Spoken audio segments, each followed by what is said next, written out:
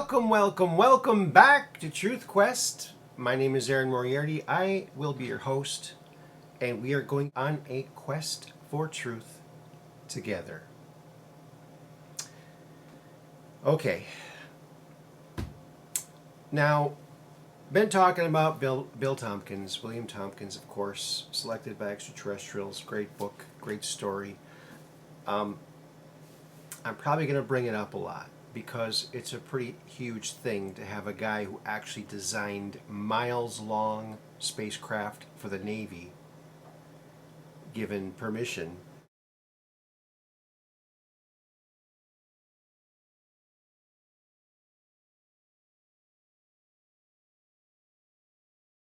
to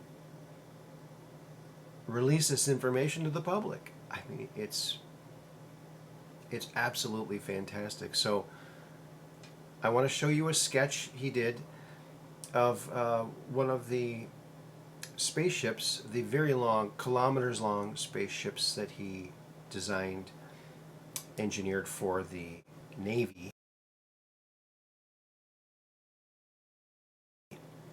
And now this one is like an aircraft carrier but in space. So all these little jet fighters, these little fighter spaceships are housed inside this thing.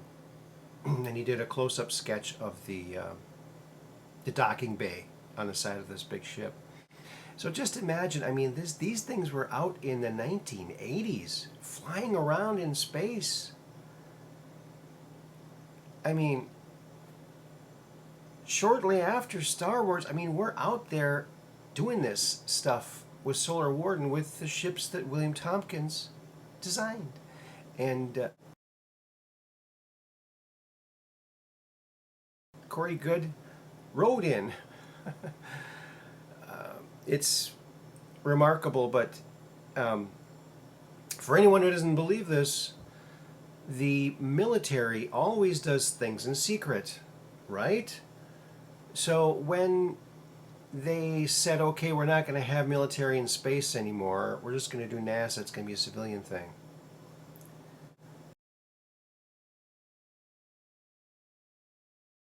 Do you really think that they're just going to sit back and go, oh yeah, okay, we'll let other countries do it, we're not going to do it anymore, we're not...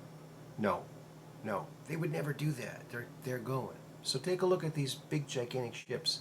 They've been flying in our solar system, in our 12-star cluster, our 52-star cluster, and even beyond. Now that's interesting.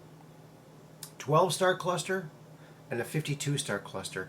Now, Corey Goode talks about this, how we are out in these different areas. And it's interesting, 12-star cluster, 12 months, 52-star cluster, 52 weeks. It's interesting.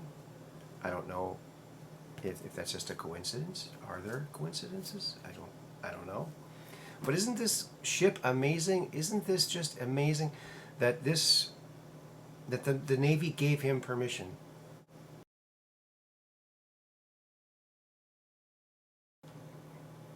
To let the world know about all of these amazing discoveries that have happened in secret, in the dark, without us knowing about it. So it just fascinates me to no end. If you've been to this show before, you notice I usually have a slideshow going in the back here. And right now it's stuck on an image, and that's for a purpose. We're going to talk about this image right here. Right here over my shoulder. This is AS20-1020. That's the NASA number, the number right from NASA. I pulled this from the NASA website years ago. And it shows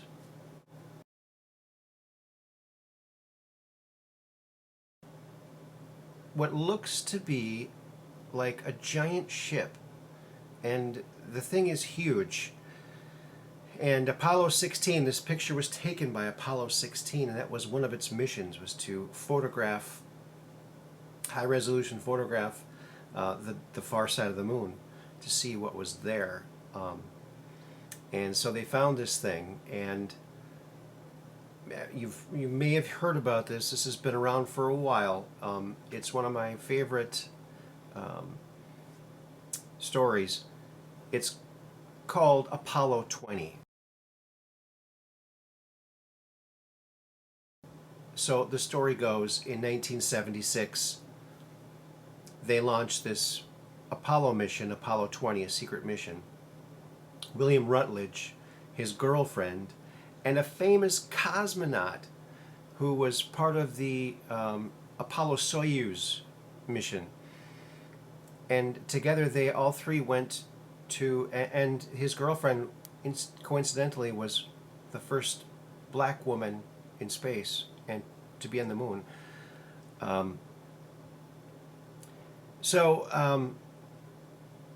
William Rutledge was very upset when then President George Bush had a party at the White House for everyone who had been on the moon.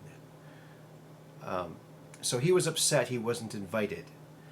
And so he was so upset that he released a trove of footage from aboard the capsule, what they found, and if you've ever looked up Apollo 20, you know what I'm talking about. Mona Lisa, a body. They actually took a body back of a humanoid female that was in some sort of stasis, not dead, not alive, but sort of somewhere in between. May have been that way for 1,000,000 years or so.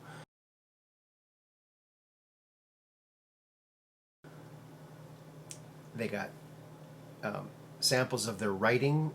They also got the head of another alien that's not shown in the footage anywhere.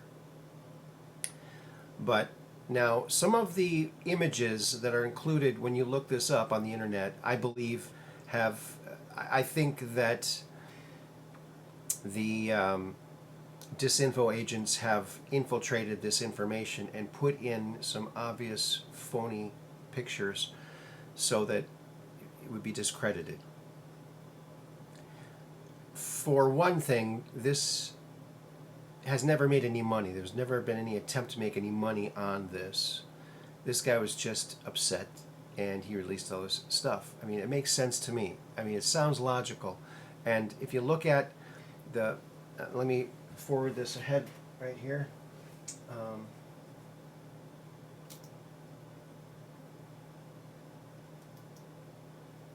There we have size relationship. This is image of the craft from the Apollo 20 footage. It so closely resembles the picture from Apollo 16 that I don't think it could be hoaxed. But here you see it in a city, New York and Seattle. It's huge. Here's the Eiffel Tower. Okay, Queen Elizabeth. It's 3 miles long. It's huge, and it's been up there for 1,000,000 or 1,000,000,000 years. So Apollo 20 went to explore this. Of course, it was way too big to explore the whole thing, and they found another triangle-shaped craft, a smaller craft near it, and I think that's where they found the body of Mona Lisa. And it's such an interesting. And now I don't know if when William Rutledge's girlfriend passed away on the mission, if that allowed them the weight to carry the extraterrestrial body back with them. And that's just all very disturbing. But folks, we need to go back to the moon. We really should go back to the moon.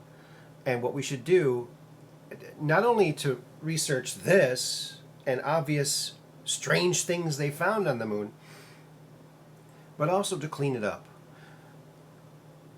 And I think we should have an international moon mission to go and find the cosmonaut or cosmonauts that landed on the far side of the moon in an attempt to land back in the 60s. So there is at least one, maybe more, cosmonauts who lost their life on the moon. I think that a very respectful mission to go up there to clean the moon up and to properly bury these people or to bring them back for a proper burial.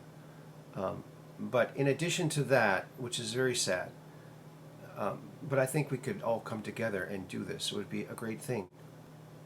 It would show cooperation for a really good cause. Yes, and the other thing is there's 850 pounds of human waste on the surface of the moon from all of our missions in bags. So we need to clean that up, and that's pretty disgusting. So, maybe, if we clean up after ourselves, maybe we would be taken more seriously, galactically. You know what I'm saying? So anyway, so Space Force.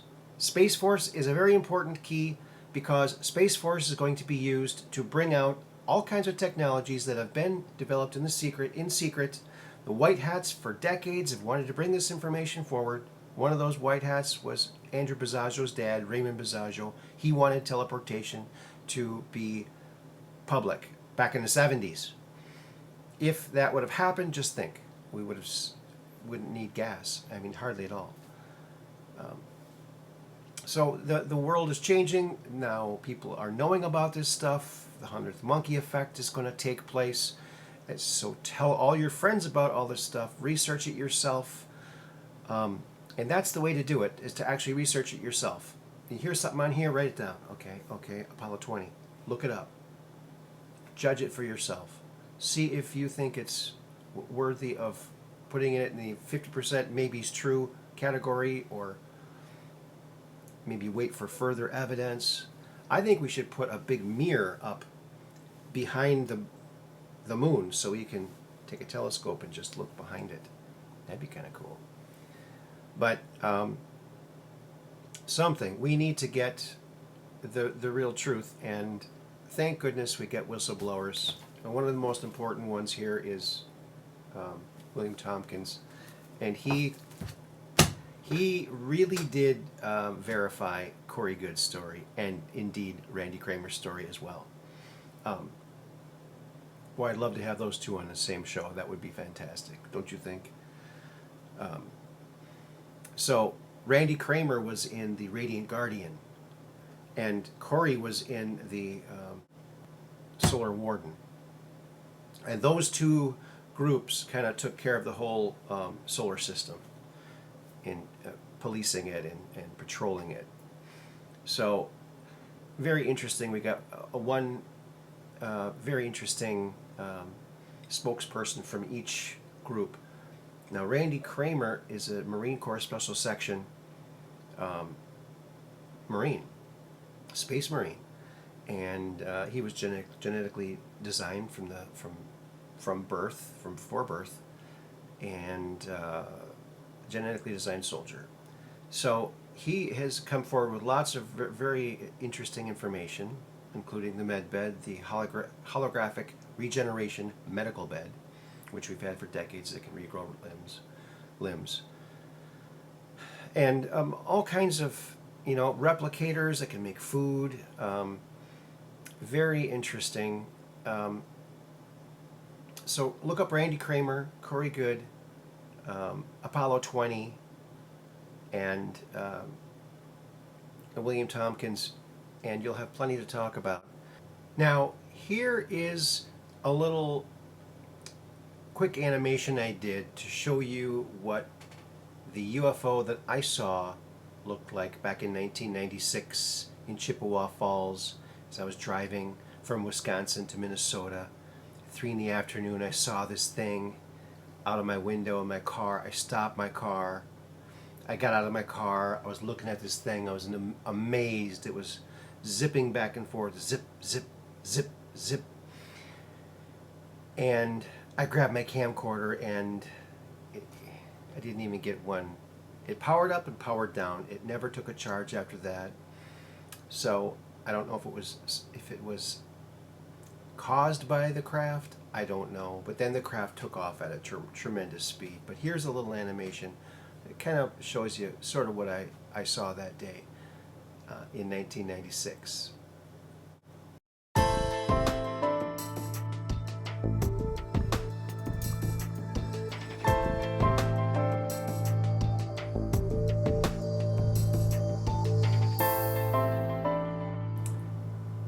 Thank you. So, and I got something, friends. I'm going to announce we are going to have a contest. Yes, a contest. Now, we're going to have some fun here, okay? What I want you to do is create a UFO hoax video. Now, you don't have to do anything fancy. You don't have to know CGI. You can, a flashlight on a stick is sometimes the the funnest. Humor and funniness should be a thing. Try to make it funny. We're trying to have some fun here. It's a very serious issue, but we can have some fun with it. All right? So, and the winner's going to get one of these games. This is Tetragon 2.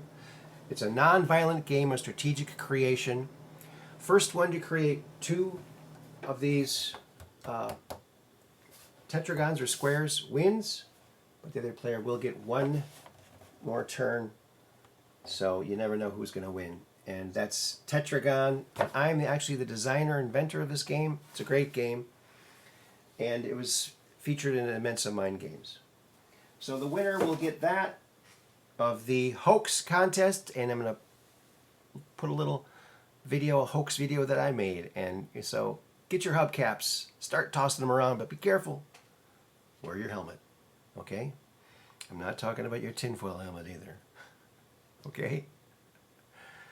Alrighty then.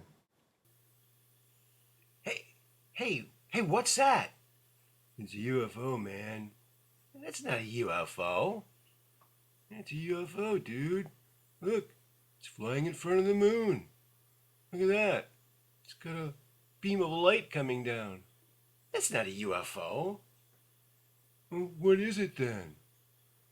Well, looks like a button on a clear tube connected to a flashlight in front of a computer. So, now, another thing I want to bring up is